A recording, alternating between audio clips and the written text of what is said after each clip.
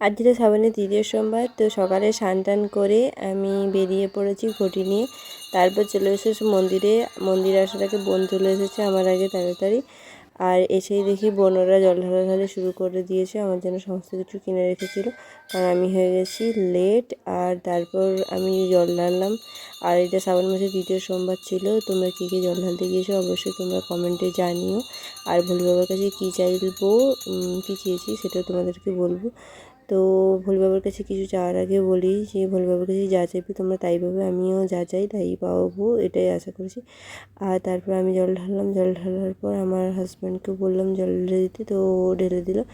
তো দেখতে দেখতে শ্রাবণের 3টে সোমবার চলে এলো। তো ভোলে বাবা সবাইকে ভালো রাখার জন্য এটাই চাইলাম।